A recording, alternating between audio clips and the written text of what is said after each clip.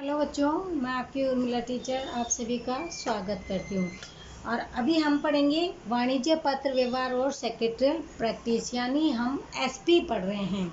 SP के दो part होते हैं, फर्स्ट एंड सेकंड। फर्स्ट में 8 चैप्टर है, सेकंड में 7। तो अभी हमने इसके तीनों चैप्टर तो पढ़ लिए थे विभाग 1 के। अभी हम विभाग 2 के, हमारा एक चैप्टर कंप्लीट हो गया और हम दूसरा स्टार्ट कर रहे हैं, वो है कंपनी सेक्रेटरी। यानी जो वो सेक्रेटरी तो हमने पढ़ ही लिया कि सेक्रेटरी होती क्या है। सेक्रेटरी यानी अपना जो खुद का काम करने के लिए जो एक हेल्पर की सहायक की जरूरत होती है, वो होता है सेक्रेटरी।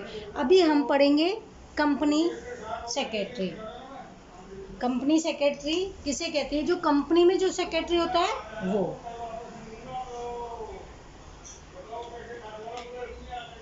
बदलती हुई, इसकी प्रस्तावना से शुरुआत करें बच्चों।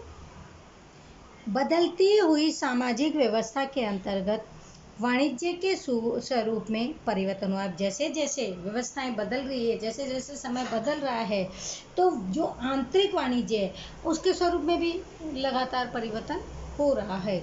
वर्तमान रूप में सामान्य कंपनी, विशाल कंपनी और बहुराष्ट्रीय कंपनी, इस व्यवस्था का विकास हुआ है। कैसे हो रहा है? समय के अनुसार जो सामान्य कंपनी थी वो विशाल कंपनी के रूप में हुई है, और विशाल के बाद वो कैसी हो गई है? बहुराष्ट्रीय कंपनी, ऐसी कंपनी के रूप में विकसित हो रही है, जिसके कारण सेक्रेटरी वर्तमान कंपनी धारा के अनुसार एक आवश्यकता है।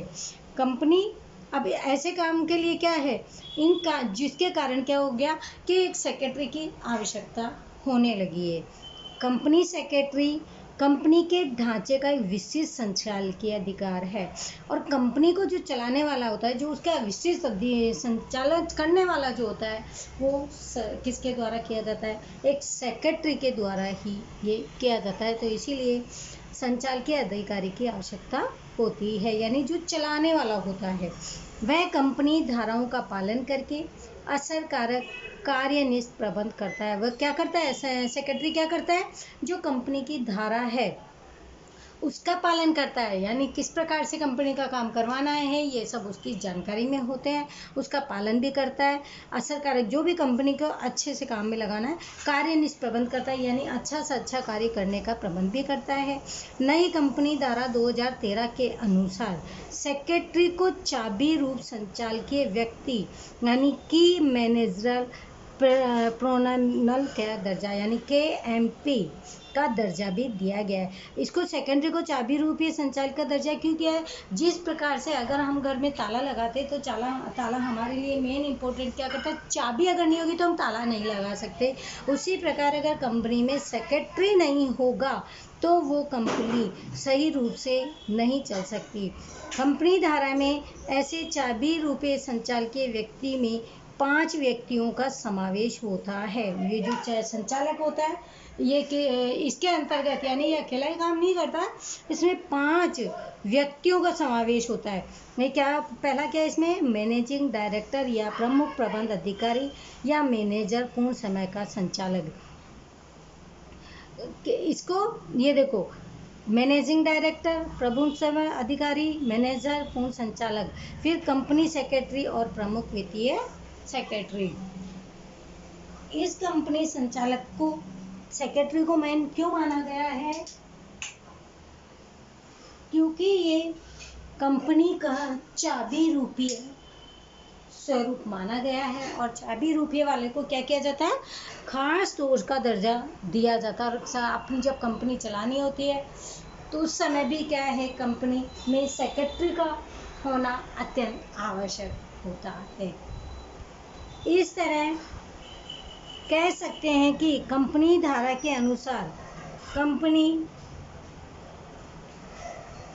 अनुसार कंपनी सेक्रेटरी को KMP में द्वितीय स्थान प्राप्त होता है। यानी जो चाबी रूपे जो बोला है वो इसको सेकंड रूप में माना गया है। सेक्रेटरी के गुण और योग्यता, यानी सेक्रेटरी में क्या क्या गुण होने चाहिए और उनमें योग्यताएं क्या होनी आवश्यक है। कंपनी के ढांचे में सेक्रेटरी का स्थान चाबी रूप संचालकीय व्यक्ति के रूप में नियुक्त होने के बाद सामान्य उसके उत्तरदायित्व में और कार्य क्षेत्र में भी वृद्धि हुई है। अब अगर संचालक है, इसको चाबी रूप है, जब सेक्रेटरी को माना जाता है तो इसका काम क्या होता है? इसका काम अपने कंपनी के प्रति उसका उत्तरदायित्व क्या हो जाता है कि जो कार्य क्षेत्र है जो कंपनी का, उसमें वृद्धि किस प्रकार से करनी है, इस उत्तरदायित्व का योग्य रूप से वहन करके, अब जो उसका उत्तरदायित्व है उसको वो सही रूप से समझ करके उसके अनुसार ही उस काम करता भी है और करवाता भी है। इसके लिए उसके पास कंपनी धारा के अनुसार अनिवार्य शैक्षणिक योग्यता, यानी उसके पास उसकी समझ नॉलेज भी होनी आवश्यक है।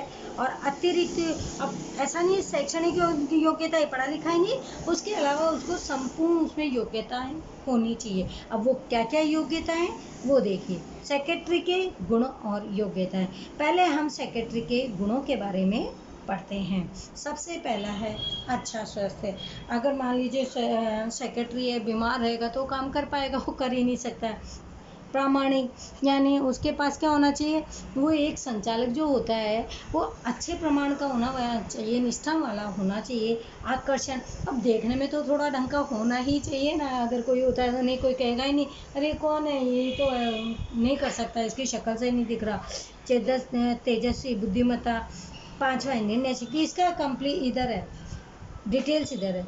6 है विश्लेषण शक्ति, 7वां उत्साह, 8वां वफादारी, 9वां आत्मविश्वास, फिर चपलता, दूरदृष्टि और नेतागिरी। ये तो इसमें गुण होने आवश्यक है। किसमें? सेक्रेटरी में होने आवश्यक है। अब इसकी योग्यता, इसमें योग्यता क्या क्या है? शैक्षणिक योग्यता है, हिसाबी व्यवस्था का ज्ञान, कार्यालय संचालन का ज्ञान, सभा संचालन का, विविध कानूनी ज्ञान, आर्थिक और राजनीतिक प्रभावों का ज्ञान, प्रवर्तमान समस्याओं का ज्ञान, अंग्रेजी भाषा पर प्रभुत्व और अन्य भाषाओं का ज्ञान, जनसंपर्क का ज्ञान, और 10वां है कंप्यूटर और अन्य इलेक्ट्रिक साधनों का ज्ञान। यानी इनमें ये सारी योग्यताएं होनी आवश्यक है। अभी हम सबसे पहले पढ़ेंगे सेक्रेटरी के गुण, यानी सेक्रेटरी में क्या क्या गुण होने आवश्यक है कि वो सेक्रेटरी बनने लायक है। पहला इसमें अच्छा स्वास्थ्य।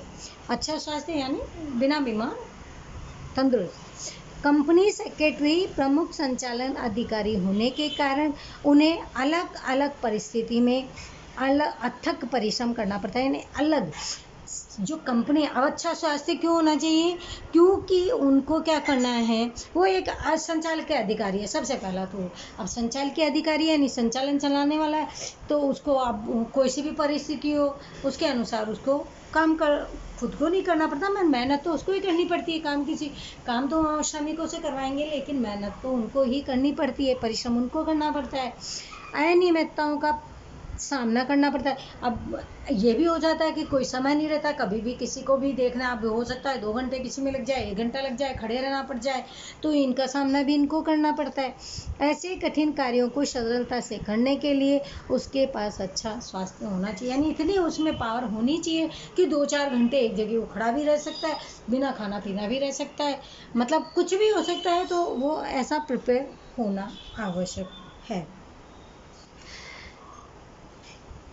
जिससे उसे थकान न लगे। थकान कब लगती है इंसान को? कि वो 2-4 घंटे कुछ खाएगा पिएगा नहीं, अगर वो अस्वस्थ रहता है तो उसे थकान रहेगी। और जो स्वस्थ व्यक्ति है, गुड हेल्थ है जिसकी, तो उसके साथ ये समस्याएं नहीं आती है। शारीरिक रूप से अच्छा स्वास्थ्य होगा तो वो मानसिक रूप से भी स्वस्थ रहेगा। अगर वो व्यक्ति अगर बीमार नहीं है तो उसमें मानसिक भी उसमें फुर्ती रहेगी, चुस्ती एंड फुर्ती। दूसरा पॉइंट है प्रामाणिक। सेक्रेटरी कंपनी के प्रमुख चाबी रूपीय संचालकीय व्यक्ति होते हैं, यानी जो इसका प्रमुख होता है उसको सेक्रेटरी को क्या है, एक चाबी रूपीय संचालक व्यक्ति कहा जाता है, जिसके कारण उसे कंपनी की अनेक गुप्त बातों की जानकारी भी होती है। यानी चाबी रूपीय किसे कहा गया है? जो मेन व्यक्ति जो होता है ना, उसे बोला जाता है।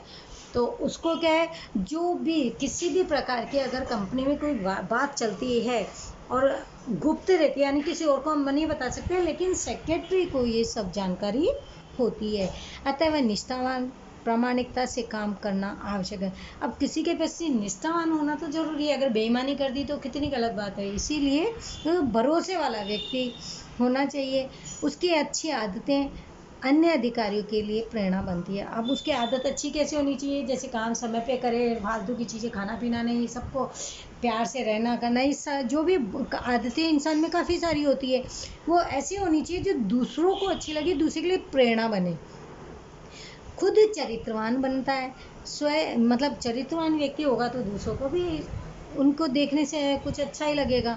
स्वहित के रक्षण के बदले, अपनी रक्षा करने के बदले वो अब ये मेरा फ़ायदा, ऐसा नहीं सोच करके क्या करे, कंपनी के फ़ायदे की रक्षा के लिए उसमें प्रामाणिकता का गुण होना आवश्यक। उसमें क्या होना चाहिए कि मैं अपने लिए काम नहीं करना, अपने फ़ायदे के लिए काम नहीं कर रहा, मुझे सिर्फ अपनी कंपनी के हित को ध्यान में रखकर काम करना है। तीसरा पॉइंट है आकर्षक व्यक्तित्व, यानी देखने में व्यक्ति अच्छा भी लगना चाहिए। सेक्रेटरी को कंपनी के अलग अलग पक्षकारों के साथ कार्य करना पड़ता है। सेक्रेटरी का काम यही है, अलग अलग जो भी पक्ष के लोग हैं उनके सबके साथ रहना पड़ता है, काम करना पड़ता है। जैसे कि अंशधारक हुए, डिबेंचर धारक हुए, संचालक मंडल, सरकारी अधिकारी, कर्मचारी, आम जनता, अब इसको इन सब के साथ काम करना पड़ता है।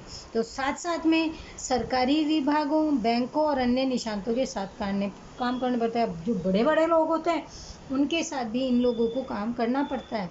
इसीलिए इसका व्यक्तित्व सामने वाले को प्रभावित कर सके, यानी व्यक्तित्व इतना अच्छा होना चाहिए कि उनकी बातों से सामने वाला व्यक्ति आकर्षित हो और उनको बातें सेक्रेटरी की अच्छी लगे, प्रभावित लगे।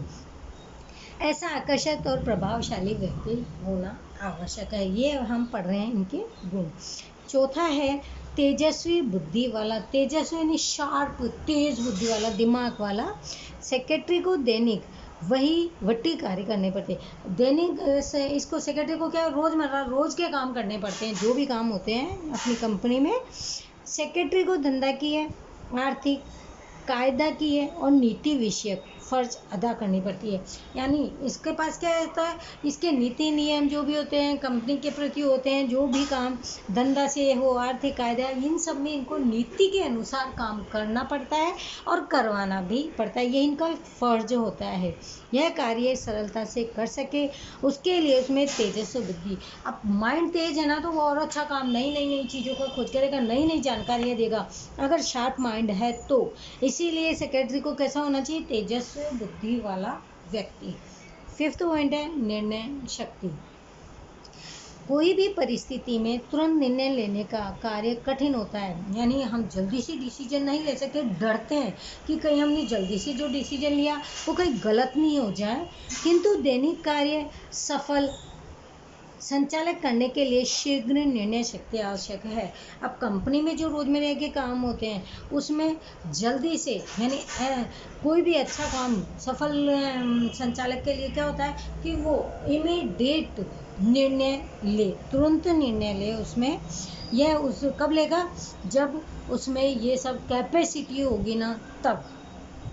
यदि सेक्रेटरी शीघ्र योग्य निर्णय ले तो कंपनी के लिए समय, साधन और शक्ति का बचाव होता है। अगर समझदार है, शार्प बुद्धि वाला है, इंटेलिजेंट है, उसमें कैपेसिटी है, तो वह व्यक्ति क्या करेगा, अगर कोई कंपनी में कुछ मान लीजिए कुछ खराबी है, कोई प्रॉब्लम आ रही है, तो वो व्यक्ति शार्प माइंड है और डिसीजन भी वो उसी के अनुसार ले लेगा, जिससे क्या होगा कि कंपनी में डिस्कशन करने के लिए उच्च अधिकारी के पास नहीं जाना पड़ेगा, वो खुद ही डिसीजन सही समय पर ले लेगा, जिससे समय की, साधन की और शक्ति की बचत होती है और ये सब हमारी कंपनी के लिए फ़ायदेमंद होगी। फिर 6 पॉइंट क्या है, विश्लेषण शक्ति।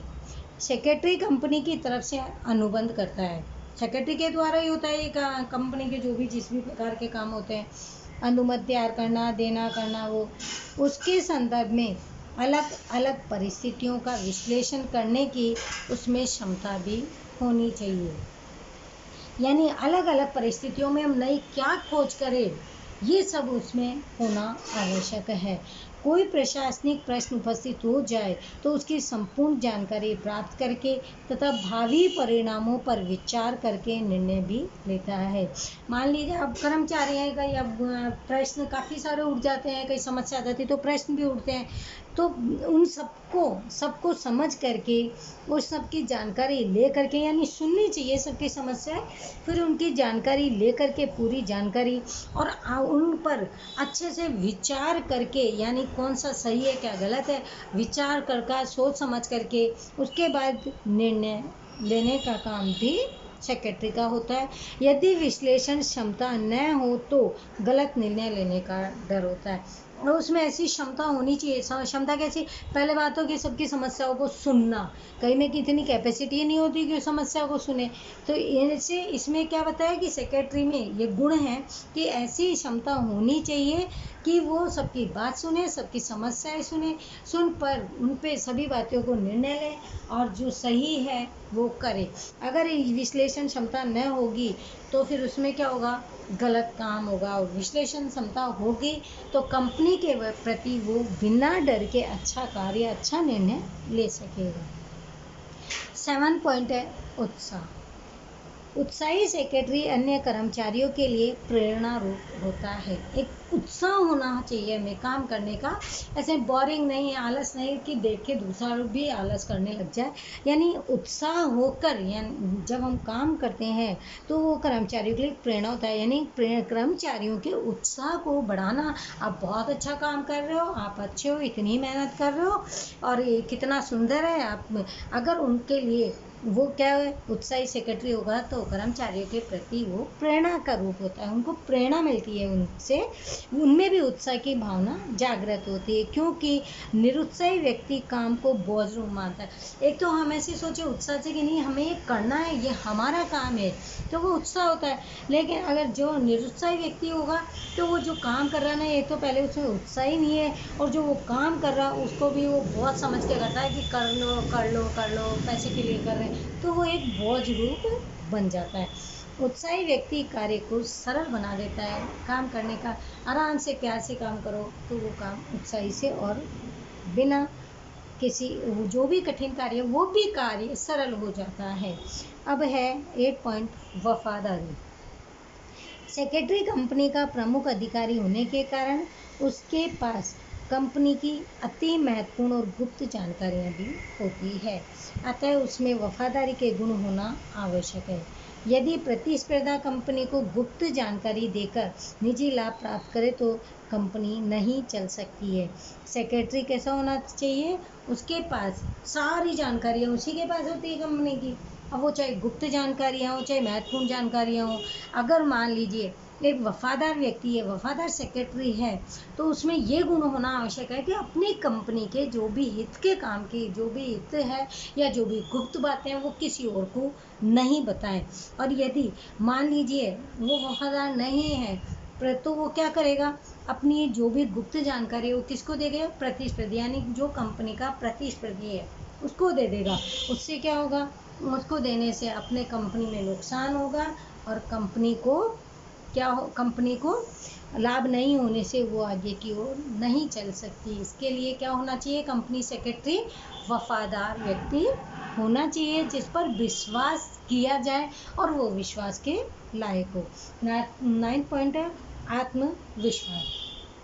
सेक्रेटरी जो कार्य करे या निर्णय ले उसमें उसका आत्मविश्वास, वो एक विश्वास के साथ निर्णय लेने वाला व्यक्ति होना आवश्यक है। वह जो भी काम करेगा उसमें उसे सफलता मिलेगी, ऐसा आशावाद उसमें होना आवश्यक है। यानी अगर हम सोचेंगे कि हम जो काम कर रहे हैं वो अच्छा ही होगा तो काम सही में हमारा अच्छा होता है, क्योंकि अगर आशावादी व्यक्ति जो होता है ना वो ये सोच लेता है, क्योंकि उसको अपने आप पर कॉन्फिडेंस है, उसको विश्वास है, तो काम भी अच्छा होगा। और उससे क्या होगी? उससे वह जो भी काम करेगा उसको उसमें सफलता ही मिलती रहेगी, क्योंकि आत्मविश्वास से किया गया काम हमेशा सफलता ही दिलाता है। ऐसा आशावाद उसमें होना चाहिए। आत्मविश्वासी सेक्रेटरी संचालकीय कठिनाइयों का भी सरलता से निकाल लेता है, जिसको अपने आप पे कॉन्फिडेंस है कि हाँ हम कर लेंगे। अगर मान लीजिए कंपनी में थोड़ी बहुत कोई नुकसान या कुछ हानि भी होने लगती है, अगर विश्वास के साथ काम करे और सबको कॉन्फिडेंस मिले तो वो काम भी जो उनकी जो कठिनाइयाँ थी कम हो जाती है और वो सरलता से काम कर लेते हैं। अब है 10 पॉइंट चपलता। सेक्रेटरी के पास कायदा कायदाकीय जटिल बातें समझने की, कठिन परिस्थितियों को आसान बनाने की सूझबूझ भी होनी चाहिए। कि मान लीजिए अभी कभी कई बार क्या होता है, कठिन समय आ जाता है, किसी का भी नुकसान लग जाता है, कोई उद्योग नहीं चलता है, तो ऐसी कठिन जब परिस्थितियां आ जाती है तो उससे घबराना नहीं है, उस कठिन परिस्थितियों को आसान बनाकर, यानी कैसे, अपनी सूझबूझ से, अपने दिमाग से उसको आसान बनाने का कार्य करना चाहिए। और अपने आसपास क्या हो रहा है, कैसे परिवर्तन हो रहे हैं, उसका ख्याल भी चतुर व्यक्ति की तरह आ जाता है। मतलब ऐसा व्यक्ति होना चाहिए जिसको कि अगर लग रहा है कि अपने इसमें नुकसान है, फिर भी चपलता के साथ, यानी उस काम को आसान बनाने की सूझबूझ होनी चाहिए कि अपने आसपास क्या हो रहा है, किस प्रकार बदलाव हो रहा है, तो उन सब में दिमाग से, माइंड से, चतुराई से काम करके आगे की ओर बढ़ना चाहिए। 11 पॉइंट है दूरदृष्टि। सेक्रेटरी दैनिक कार्य से जुड़ा हुआ व्यक्ति होता है, परंतु उसके द्वारा लिए गए निर्णयों की भावी कार्यों पर क्या और किस तरह की असर उपस्थित होगी, उसका अंदाज उसे वर्तमान में आना चाहिए। जब कंपनी अपना सेक्रेटरी रखती है तो क्या सोच के रखती है कि ये आने वाले समय में, यानी लंबे समय में किस प्रकार से काम करेगा, और उसकी समझ होनी चाहिए कि हम आने वाले समय में कैसा काम करें, क्योंकि काम तो आगे के लिए किया जाता है कंपनी में। ऐसा तो है नहीं कि अभी कुछ दिनों के लिए काम किया जाता है, लंबे समय के लिए काम करने के लिए कंपनी अपने सेक्रेटरी को रखती है, और उसको उसका अंदाज़ा उस वक्त लग जाना चाहिए कि हम अपना काम किस प्रकार से करने वाले हैं, यानी सूझबूझ वाला काम जिसे हम बोलते हैं। और अब है हमारा लास्ट वाला पॉइंट है नेतागिरी, यानी 12वां पॉइंट। सेक्रेटरी कंपनी में उच्च पद धारण करने वाली उत्तरदायी अधिकारी होता है। सबसे जो ऊपर होता है अधिकारी, वो होता है सेक्रेटरी। उसके अधीन कई अधिकारी कार्य करते हैं। सेक्रेटरी के अधीन मेन जो नेता वगैरह जो भी लोग होते हैं, हेड वाले, बॉस वगैरह, वो अपना एक सेक्रेटरी रखते हैं, तो मालिक के बाद सेक्रेटरी का ही काम हुआ। अब उसके अधीन रह करके ही कई अधिकारी भी काम करते हैं, जिनके पास से निश्चित समय में कोई भी कार्य करवाने की क्षमता उसमें होनी चाहिए। अब वो सबसे हेड है तो उसमें क्या होना चाहिए, सबसे काम करवाने की क्षमता भी उनमें होनी आवश्यक है। इसके लिए इसमें कार्य समझ शक्ति, यानी काम को किस प्रकार से करना चाहिए, ऐसी समझ शक्ति होनी चाहिए। प्रथम करने की बुद्धि, यानी सबसे पहले किस प्रकार से करना है, और सरकारी भावना, साहसिकता, यानी साहस भी होना चाहिए व्यक्ति में। बिना जिसमें साहस नहीं है वो व्यक्ति आगे काम कर ही नहीं सकता। आदि नेतागिरी के गुण होने चाहिए। नेतागिरी किसको कहते हैं, जैसे मानते हो ना क्लास में जो आप अपने आप को नेता मानते हो, वो नेतागिरी होती है कि मैं करवा सकता हूँ ये काम, किस प्रकार से नहीं होगा, यानी ये सब काम करने की उसमें गुण होने चाहिए। आज हमने पढ़ा कंपनी सेक्रेटरी। कंपनी सेक्रेटरी क्या होती है, फिर कंपनी सेक्रेटरी के गुण क्या होते हैं, योग्यता हम कल पढ़ेंगे। इसके 12 पॉइंट होते हैं, तो 12 पॉइंट हमने आज क्लियर किए हैं। अगर आपको इनमें कोई प्रॉब्लम आती है तो आप पर्सनल कॉल करके भी हमसे अपनी प्रॉब्लम का सॉल्यूशन ले सकते हो। और आज का चैप्टर हम यहीं पे करते हैं, कल हम स्टार्ट करेंगे सेक्रेटरी की योग्यता से। पढ़ना बच्चों, इतना हार्ड वाला लेसन तो नहीं है, क्योंकि आपके एग्ज़ाम 2 नवंबर से एग्ज़ाम है, तो ये हमें कंप्लीट करना है। थैंक यू एवरीवन, बाय बच्चों।